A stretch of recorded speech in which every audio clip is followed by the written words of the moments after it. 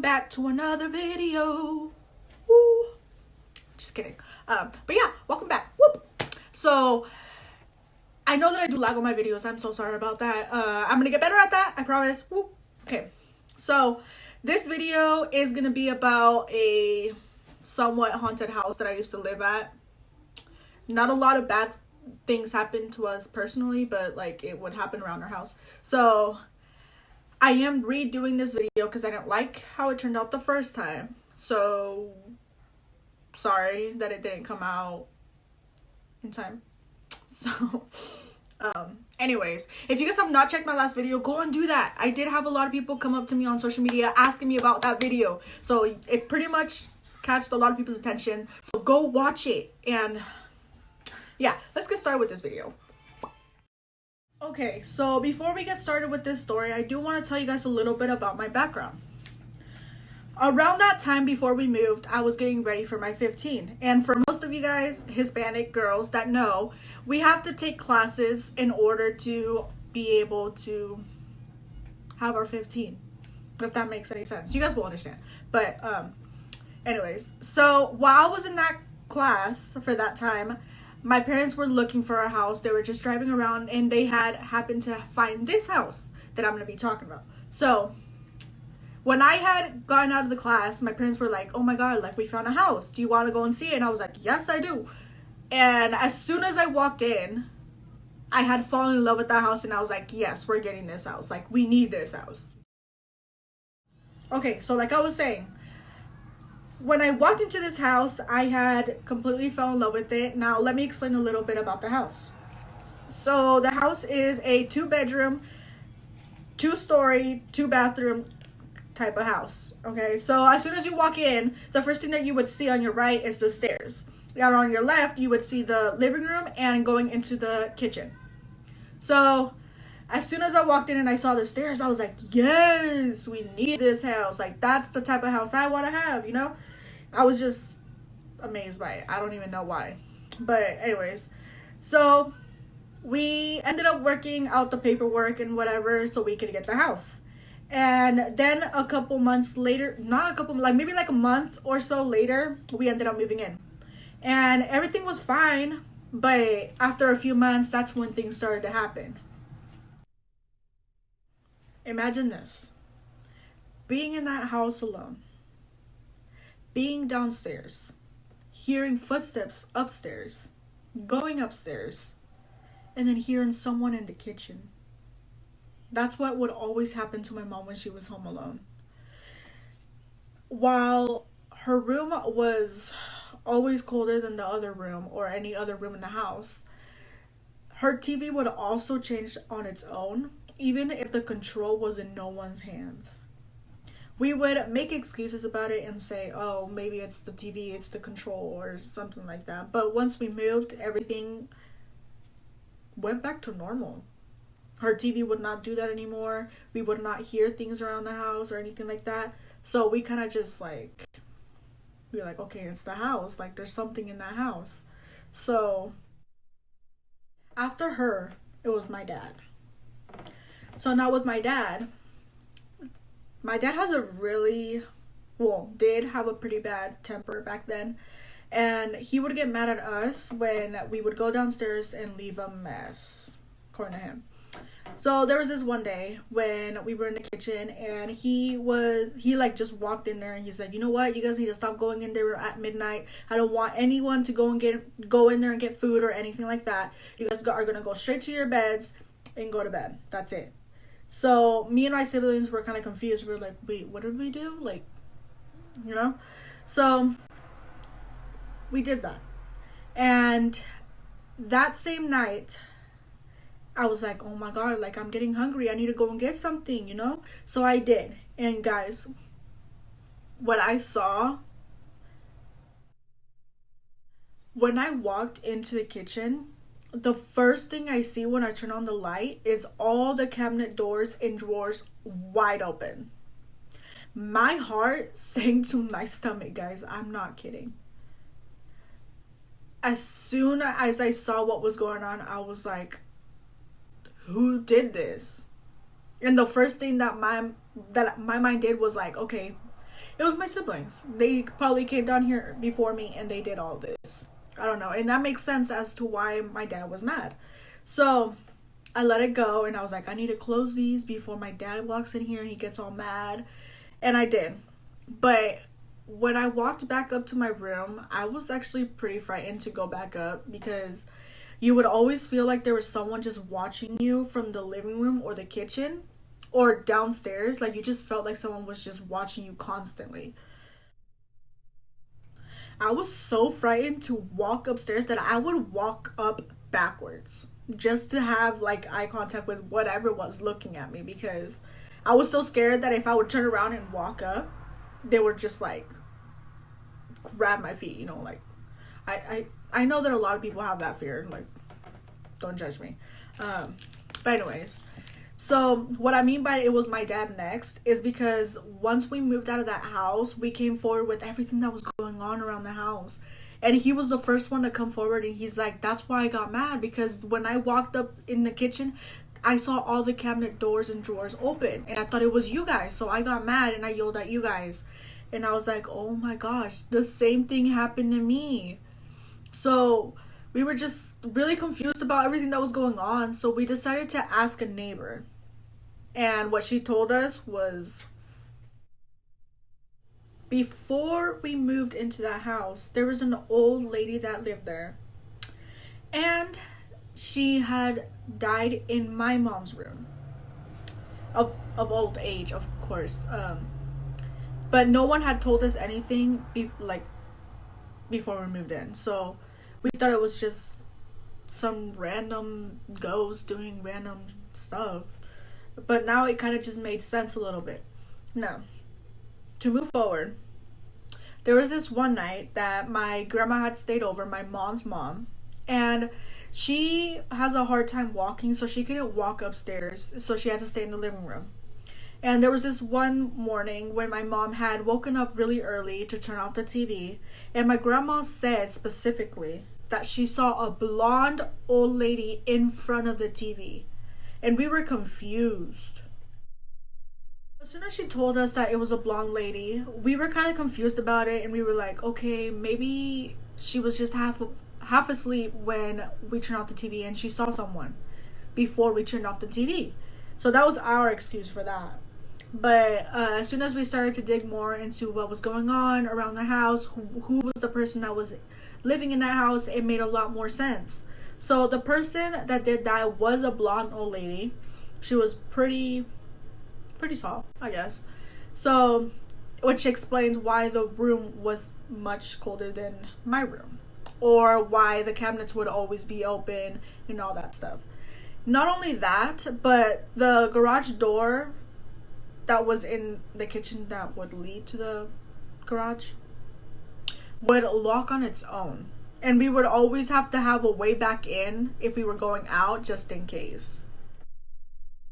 Now, this garage door did have, like, it's like one of those locks where you just, like, push in the button and it would lock. So, for it to lock on its own is kind of weird, don't you think? And it's not like someone would, like, push the button by accident before we locked the door. Like, that's not how it works. So, we did have a slide door in the backyard. And we would always have to leave it open just in case we were going into the garage. So if we got locked out, we can just go in through there. Most of the time we would actually have to jump the fence to go through the front door because we couldn't find a way back out. But so when we were talking to our neighbor, she said that a lot of random things would happen at her house as well. Like, for instance, one day she woke up early to make a lunch for her husband, and as she was making it, she said that she literally felt someone right behind her breathe into her neck. Like, I don't know what it was, but it was just random. And she says that she would always hear people talking or make random noises in her house and stuff like that. So it wasn't just our house, but it was also hers, which it made it 10 times a little bit freaky. So anyways, once we moved out, that's when everyone came forward with whatever was going on. And we had a pretty weird experience in that house. But I mean, it was worth it. It was a really nice house. Now, to go on to the second video, I want to tell you guys about my supposed imaginary friend. And let me tell you guys, this friend was not so imaginary. So let's get started with that story. Before we get started with this story, I do want to tell you guys a couple of things that I did write down just so I wouldn't forget. The difference between a spirit and a versus a friend is when you ask a child about their imaginary friend and they pause before describing them, it's because they are actually imaginary and they're trying to put their story together and put their friend together. Now, if it's a spirit, they will be specific about who the person is, what they look like, what they're wearing, and all of that. Like, they'll just be specific about who that person is. Now, that's the difference. Now, 80% of kids do have imaginary friends that aren't or might be more than just imaginary friends. And that was my case. I had an imaginary friend that wasn't so imaginary. So, now my imaginary friend wasn't so imaginary and not so nice. I was younger than 5 years old, so I don't really remember much, but my parents do, and they told me a little bit about what was going on, and so did my aunt, which is my mom's sister. So, mine was not a loved one. Mine was not an angel. And if we're bringing religion into this, most religion people might think that it's a bad spirit or a demon.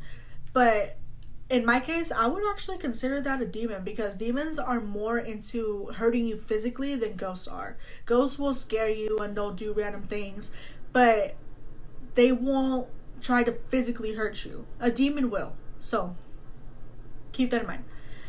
Now, before I tell you guys about my imaginary friend, I'm gonna explain a little. Now, when I first came up with my imaginary friend was actually pretty friendly. But after a while, it just completely changed into something way worse than it should have been. For an imaginary friend to be able to do things that mine did, it should not be so imaginary. Imaginary friends are usually always kind. They do what you want to do. If you want to play, they'll play with you and stuff like that. But in my case, mine was trying to kill me. Tried to kill me a couple times. So there was this one time when my aunt had bought me a pool and my mom let me be in there.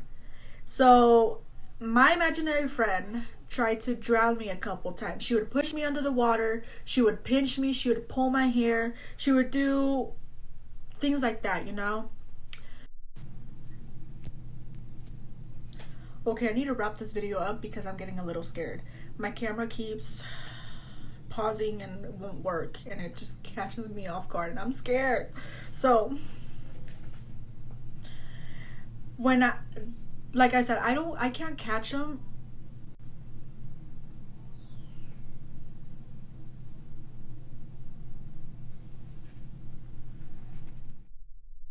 Maybe this will be the day that I catch something on camera. I don't know, because I'm freaked out a little bit.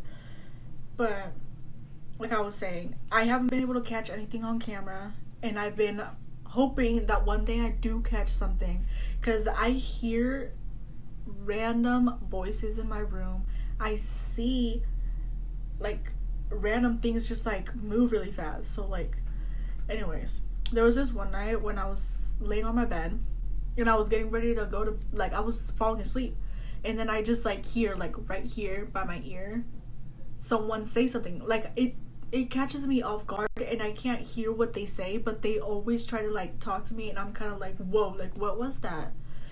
And then there was this one time when my remote wasn't working for a while, so I had to get up and change it and all that stuff, and I would always hear someone behind me breathe really loud to me or say something. Okay, I really need to wrap this up because there's something wrong with my camera. So I don't know if you guys have ever like taken a video with your doggy filter on Snap and you have like a random face just pop up behind you or around you? That has been happening to me on random occasions. There are times when I'm recording on my mirror, like in front of my mirror, and I just see someone like right in front of my face. Like, I just think it's so random. And I will like show you guys a couple of clips that I have right there. I have been wondering for a while, maybe whoever that spirit was that was pretending to be my imaginary friend hasn't left my life yet. And I've had so many things throughout the years happen to me, and I'm just trying to figure out what it is. And it all goes back to that day. It all goes back to the day where I had my worst nightmare.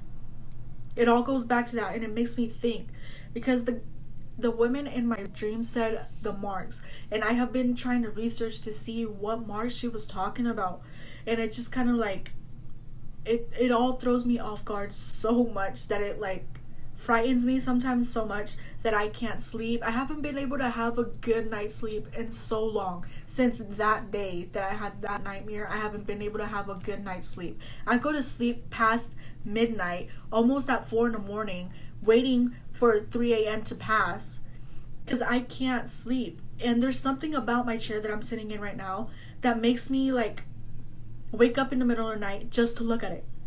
I don't know what it is. It frustrates me, like, honestly, because I'm so exhausted and I can't sleep. Okay, so like I was saying, I wake up in the middle of the night, like all night, looking at this chair or looking at my closet, just feeling like there's someone just looking at me. There's times when I'm like sleeping on my stomach and I feel my bed move, like no lie, and I don't tell anybody about it because I don't want to like freak them out or have them like say something, so I just keep it to myself. But it kind of freaks me out, and I usually tell people like, oh no, like just pray and they'll go away, or you know what, just ignore it and stuff like that. Like, I've tried everything and it doesn't help. And I tell people that I'm perfectly fine, that I'm not scared, that I'm just ignoring whatever's going on. But in the back of my head, it's always there, where I feel like someone's constantly looking at me. There are times when I know this is bad, but there are times in the middle of the night where I have to go to the bathroom and I don't, because I'm so fucking scared that someone is looking at me from the kitchen. Like, that's how like bad this is getting. And it's not only that, in the last video I told you guys that it wasn't only happening to me, but it was happening to my mom and my sister. Now, my sister's room is right next door and our closet's pretty much crossed. So she says that she constantly feels like there's someone staring at her from her closet. She has random things fly across her room for no apparent reason in the middle of the night and even when she's awake. So that's kind of weird. And my mom, every time she's praying, she always hears knocking or she hears random noises around the house. And there was this one night when she said that my mom actually told us that there was this one time when she was in the bathroom and she had heard someone literally knock on her door 3 times. So she's had that happen to her a couple times actually. Like, every time she's in the bathroom, she always has someone knock on her door, and she gets scared because she opens it and there's no one there. And I don't know what it is, but this is not getting any easier. It's not as bad as it was before, but it still kind of catches you off guard sometimes, and it does scare me and everyone in this house sometimes. Like, yeah, I think I'm gonna wrap this video up because I'm just getting terrified. I'm gonna show you guys the clips that I got off the Snapchat filter. So here they are.